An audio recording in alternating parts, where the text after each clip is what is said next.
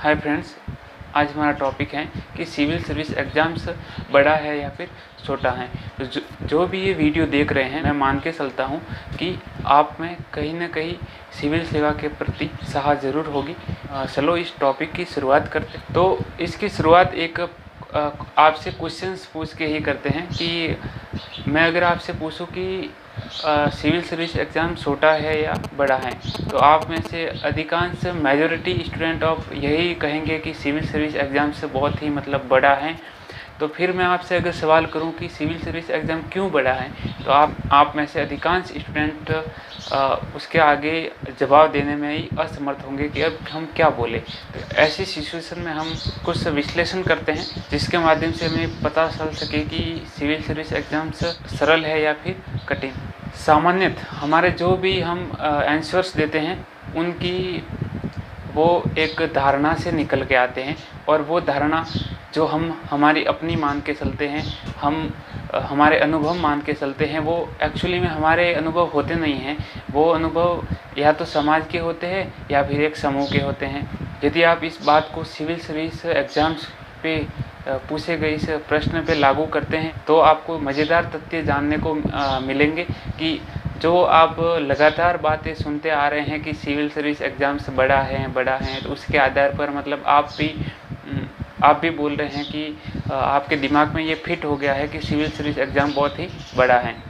और यदि आप कहते हैं कि सिविल सर्विस एग्ज़ाम बहुत ही बड़ा है, तो आप मुझे कुछ ऐसे मानदंड बताइए जिसके आधार पे आप कह रहे हैं कि सिविल सर्विस एग्ज़ाम बहुत ही बड़ा है। जैसे कि ये नौकरी बहुत बड़ी है इसमें, या फिर इसमें सिलेबस बहुत बड़ा है, टाइम बहुत ज़्यादा लगता है, या फिर इसका पाठ्यक्रम बहुत बड़ा है क्योंकि बहुत ज़्यादा मात्रा में इसमें अपीयर होते हैं। तो अगर हम इन एक पॉइंट का गंभीरता से विश्लेषण करें तो हमें पता चलता है केवल पहले फर्स्ट वाला पॉइंट जिसमें है कि इसमें नौकरी बड़ी है, ये छोड़ के ये हर एग्ज़ाम में होता है कि बाकी सारे पॉइंट हर एग्ज़ाम में एक समान ही रहते हैं। जैसे कि अभी हाल ही में राजस्थान में जो 2019 में पटवार एवं रीट की वैकेंसी निकली थी, तो उसका अभी तक कुछ पटवार का भी एग्ज़ाम हाल ही में कंडक्ट हुआ है, तो बहुत टाइम ले लेता है। तो अब आपको पता चला होगा कि मैं एक्चुअल में कहना क्या चाह रहा हूँ। मैं कहना ये चाह रहा हूँ कि व्यक्ति के सच एवं समाज के सच में बहुत ही अंतर होता है, और कभी कभी तो ये बहुत ही विरोधाभासी हो जाते हैं, और व्यक्ति समाज के सच को ही स्वीकार करके ऐसे फैसले लेते हैं जिससे वो खुद को ही नुकसान कर बैठते हैं। उसको कहते हैं कि अंधेरे में तलवार भांजना, यानी कि आप तलवार किस तरफ चला रहे हैं, आपका आधा श्रम वेस्ट ही हो रहा है। ऐसे कन्फ्यूजन्स वाली स्थिति में आपको ये जानना होगा कि सिविल सेवा एग्ज़ाम जो यूपीएससी कंडक्ट करवाती हैं वो एक खुली एवं संभावनाओं भरा एग्ज़ाम से, क्योंकि यूपीएससी ने खुद उसके लिए योग्यता ऐसी रखी है कि आप केवल स्नातक पास होने चाहिए। अगर आपकी डिग्री भले ही थर्ड डिवीजन है, आप केवल पासिंग मार्क्स ही हो भले ही आपके, उसमें भी यूपीएससी एक संभावना ढूंढती है कि वो आईएएस बन सकता है। तो फिर आप संभावना क्यों नहीं ढूंढ सकते उसके अंदर कि आप आईएएस बन सकते हैं।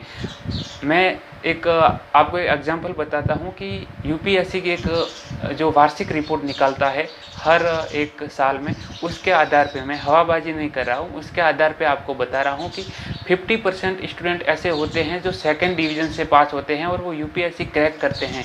और उससे भी एक और एग्जांपल है जिसमें कि एक थ्रू आउट जो टॉपर रहता है वो भी यूपीएससी क्लियर नहीं कर पाता है। तो यूपीएससी एक व्यापक संभावनाओं भरा एग्ज़ाम है जहाँ पे मार्क्स आपके स्नातक के मार्क्स से कोई लेन देना नहीं है कि आपके कितने परसेंटेज है, 12वीं में कितने हैं, 10th में कितने हैं, उसका कोई लेना देना यहाँ पे है नहीं। अगर यूपीएससी के इस संभावना भरे एग्ज़ाम में हम अगर कुछ विश्वास करें या फिर विश्वास करें तो एक संभावना तो रहती है कि हम यूपीएससी क्रैक कर सकते हैं।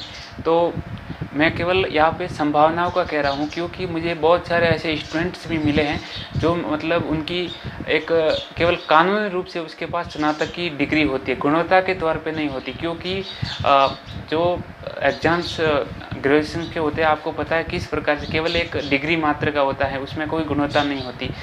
स्टूडेंट्स को कुछ आता भी नहीं है और केवल उसके पास एक डिग्री होती है। तो ऐसी स्थिति में अगर वो कष्टप्रद रूपांतरण के लिए तैयार है, अपने आप को तैयार करता है, तो सिविल सर्विस के में उसकी संभावनाएं कुछ बढ़ जाती हैं और वो कर भी सकता है।